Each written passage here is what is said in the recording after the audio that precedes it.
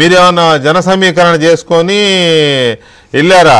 మీరు లేకపోతే మీ కార్యకర్తలు 10 మందో 20 మందో 30 మందో 100 మంది వెళ్తారు, రైతులతో మాట్లాడతారు, నివేదిక తయారు చేస్తారు, ఆ వ్యవసాయ మంత్రికో ముఖ్యమంత్రికి ఎవరికో ఇస్తారు. ఇది ఒక పద్ధతి. అలా కాకుండా జన సమీకరణ చుట్టుపక్కల జిల్లాల నుంచి కూడా పోగు చేసుకొచ్చే కార్యక్రమం ఎందుకు అవసరమా? గుంటూరు వెళ్ళారు, మిర్చి యాడికి ఏం జరిగిందో మనం చూసాం. పొదిలి వెళ్ళారు, పొగాకు యాడికి ఏం జరిగిందో మనం చూసాం. ఏమీ జరగల. ఈయనేం చేయలే. వెళ్ళాడు, జనంతో వెళ్ళాడు, అడావుడు చేశాడు, వచ్చాడు తప్ప అంతకుమించి ఏం చేయలే. సత్యనపల్లి వెళ్ళాడు, ముగ్గురు చనిపోయారు. చంపాడని ఎందుకు అనాలి, నేను చనిపోయారు. ఇంకా ఇప్పుడు ఇది బంగారుపాళ్యం. ఈ జగన్మోహన్ రెడ్డి ఇది ఎందుకు ఎంచుకున్నాడు? దీన్ని ఎలా వర్ణించవచ్చు మనం? వెంకటకృష్ణ గారు, మీకు మిగతా పెద్దలకు నమస్కారం అండి. సార్, మీరు మీ ఇంట్రడక్షన్ లో చెప్పారు,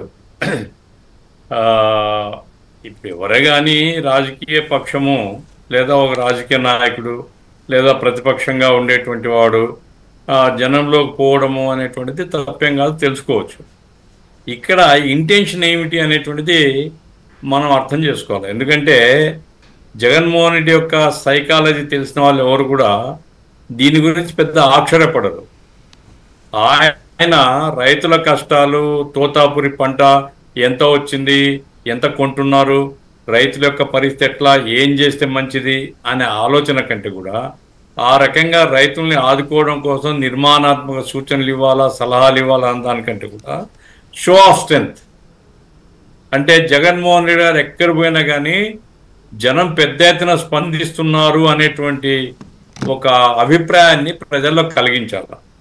ఇది కేవలం అక్కడ ఉండేటువంటి చిత్తూరు జిల్లా రైతుల కోసం కాదు, రాష్ట్రంలో ఉండేటువంటి రైతులందరిలో లేదా రాష్ట్రంలో ఉండే ప్రజలందరిలో ఈయన అభిమానం ఏం తగ్గలేదు. ఎందుకంటే మీరు సర్వే చూస్తున్నారు, వాళ్ళు చేయిస్తున్నారా, ఎవరు చేసినారు ఏమి మనకు తెలియదు, కానీ ఒక ఇంప్రెషన్ క్రియేట్ చేసేటువంటి ఒక ప్రయత్నం జరుగుతుంది. కాబట్టి అందులో భాగంగానే సైకలాజికల్ వార్ ఈయన చేస్తున్నాడని నాకు అనిపిస్తుంది.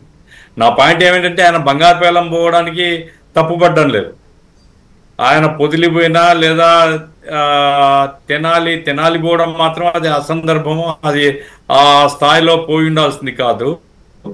సరే, పొదిలి రైతుల కోసం పోయినాడు, మిర్చి యార్డుకు పోయినాడు అని అర్థం చేసుకోవచ్చు. కానీ ఇప్పుడు ఒక ప్రధాన నాయకుడు బజార్లో నిలబడితే చుట్టూ జనం పోగవుతారు. ఎందుకు వచ్చినాడు ఈయన, ఏమిటి అని జనం పోగవుతారు. ఈయన మార్కెట్ యార్డుకో 10 మందో 20 మందో కలిసి మార్కెట్కు పోతారనుకోండి, మార్కెట్ లో ఉండే వాళ్ళందరూ పోగవుతారు. 500 అవుతారా, 600 అవుతారా, 700 అవుతారా, లెవెల్ లెక్క పెట్టారు. గవర్నమెంట్ చెప్పిన 500 కంటే ఎక్కువైనా కానీ అదేం తప్పుగా అనిపించదు. ఆ చుట్టుపక్కల మార్కెట్, చుట్టుపక్కల గ్రామాల వాళ్ళు కూడా వస్తారు, పిలవకుండానే వస్తారు. అదే నా పాయింట్ ఏమిటంటే, ఇప్పుడు నేను ఫలానా చోటుకి వస్తున్నా మీరు రండి అని మొత్తం జిల్లా, ఆ జిల్లా, పక్క జిల్లాలకు చెప్పుకొని పిలువ నంపుకొని పోవడం అనేటువంటిది ఆయన రైతుల సమస్య మీద సిన్సియారిటీ కంటే కూడా తన బల ప్రదర్శన, తన బలం ఏం తగ్గలేదు, జనంలో నాకుంది బలం అనేటువంటిది ఆయన చాటుకోవడం అనేటువంటి ప్రయత్నం నాకు కనపడుతుంది తప్ప, నిజంగా మామిడి రైతుల యొక్క కష్టాలు పోయి పలకరిస్తే పొలాలకు పోవచ్చు, తోటలకు పోవచ్చు, లేకపోతే ఒక గ్రామానికి పోవచ్చు, ఆ గ్రామంలో రైతులను అడగవచ్చు. ఆ రకంగా వార్త లేదా సమాచారాన్ని సేకరించి రైతుల యొక్క ఇబ్బందుల్ని అధిగమించడం కోసమే. ఇప్పుడు సిద్ధరామయ్య గారు మొన్న ఒక లెటర్ రాశారండి కర్ణాటక ప్రభుత్వం తరఫున, అయ్యా మా రైతులు ఈ తోతాపురి పంటను తీసుకొని వస్తున్నారు, మామిడి పంటను మీ రాష్ట్రంలో రానివ్వడం లేదు, దానివల్ల మా రైతులు మొదటి నుంచి మాకు అలవాటు ఉంది చిత్తూరు జిల్లాలో అమ్ముకోవడం అనేటువంటిది, ఈ పల్ప్ ఫ్యాక్టరీస్ వాళ్ళు తీసుకోవడం లేదు, మీరు దయచేసి మాట్లాడండి అని. అది నిజంగా రైతుల యొక్క సమస్యల మీద స్పందించడం. ఎందుకంటే ఏ రాష్ట్రం రైతులైనా రైతులే ఆ రాష్ట్ర ముఖ్యమంత్రిగా స్పందించి రాష్ట్ర ముఖ్యమంత్రికి రాశాడు. అట్లాగే ప్రతిపక్ష నాయకుడిగా నీవు పోయి పరిశీలన చేసి ప్రభుత్వం సూచనలు చేయొచ్చు. ఇప్పుడు ప్రభుత్వం ఇప్పటికే స్పందించింది మామిడి రైతుల మీద. అయితే అది గిట్టుబాటు అవుతుందా లేదా, పంట ఎంత వచ్చింది ఎకరానికి, మరి ఈ రేటు ప్రకారం ఇంకా ఏమన్నా సూచనలు చేయాలన్నా చేయొచ్చు సూచనలు. అట్లా కాకుండా ఇప్పుడు ఇంతమంది ఒక 10,000 మందితో పోతే రైతులు ఏం చెప్పుకుంటారండి? రైతుల బాధను ఎవరన్నా అర్థమవుతాయా? పోయి 4 తిడతాడు, ఈ గవర్నమెంట్ చేతగాని గవర్నమెంట్, విధవ గవర్నమెంట్, ఈయన తంత ఎగిరిపడతాడు జనం అందరు కలిసి అని ఇట్లాంటి ఒక పొలిటికల్ స్పీచ్ రెచ్చగొట్టేటువంటి ప్రసంగానికి ఉపయోగపడేటువంటి యాత్ర తప్ప ఇది నిజంగా రైతుల యొక్క బాధలు సమస్యలు తెలుసుకునేటువంటి సిన్సియర్తో చేసేటువంటి యాత్ర కాదు అనిపిస్తుంది. మరి ఏమేం జరుగుతుందో చూడాలా. ఏమైనప్పటికీ జగన్మోహన్ రెడ్డి గారు ఆ ధోరణి అది మొదటి నుంచి ఉందండి.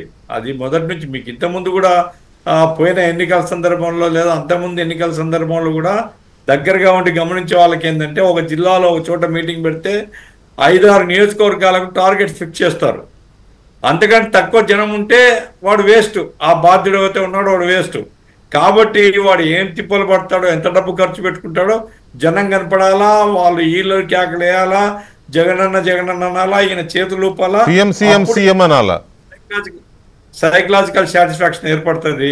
అందుకోసం మామిడి రైతుల కంటే కూడా తన బల ప్రదర్శనకు ఈ ప్రయత్నాలు జరుగుతున్నాయి. ఇది మంచిది కాదు.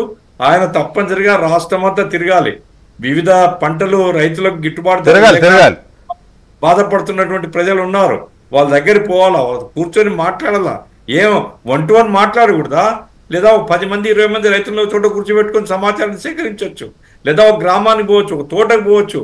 అట్లా కాకుండా పొదిలికి పోయినా గొడవనే, మిర్చి ఆడుకు పోతే మిర్చి అంత తొక్కేయడము, లేకపోతే ఇంకో ఊరికి పోతే జనం చావడము, లేదా రౌడీ షీటర్స్ పలకరించడం, లేదా రౌడీల మీద ఏదో ప్రభుత్వం చేసిందని ప్రభుత్వాన్ని తిట్టడానికి రౌడీని బలపరిచేటువంటి పద్ధతిలో పోవడం, ఇట్లాంటివన్నీ చూసినప్పుడు ఆయన మారలేదు అనేది నాకు అనిపిస్తుంది. ఇప్పుడు అక్కడ ఆ చిన్న ఆ గ్రామం యొక్క కెపాసిటీ ఎంత ఉంటుంది మారాలా అనేటువంటిది ప్రజలు కోరుతున్నారు.